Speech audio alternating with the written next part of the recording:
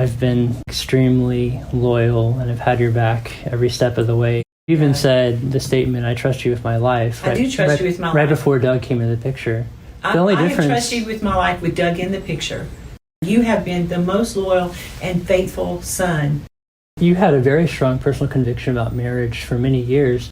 I remember you had a conversation with Kenyon at Redefine, and you were talking about how you should never get divorced unless you had a biblical reason.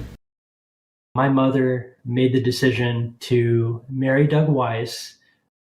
I gathered me, Suzy, Rachel, Josh, Rebecca, Jonathan Weiss, all 6 of us in her office. We were all in one accord at that time that this marriage was not right. She gave us all no more than 60 seconds each, pointed at each of us after we were done and said, "Fear, fear, fear, fear, fear. That's all I hear is fear."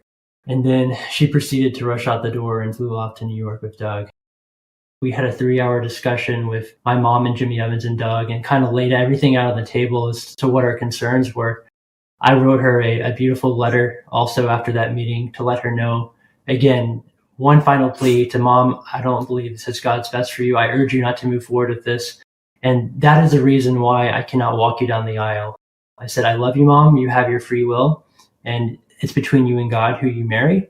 But as your son and someone that loves you more than anybody in this world, I cannot endorse this marriage. And I think it'll be one of the biggest mistakes of your life. They wanted to have it to where I would walk my mother down the aisle to show that public seal of approval.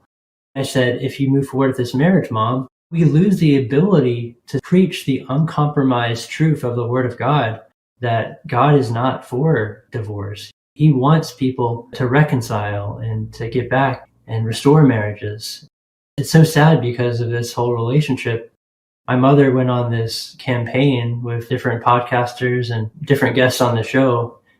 Instead of talking about restoring marriages, it's almost like she's doing her best to justify divorce and to talk about how that's okay a lot of times.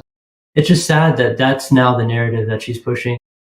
Back when she was married to my father, she was probably one of the strongest people when it came to her conviction and believing and fighting for marriage and doing whatever it takes. And obviously my mother endured horrible affair by my father, I think for about a 7-year period.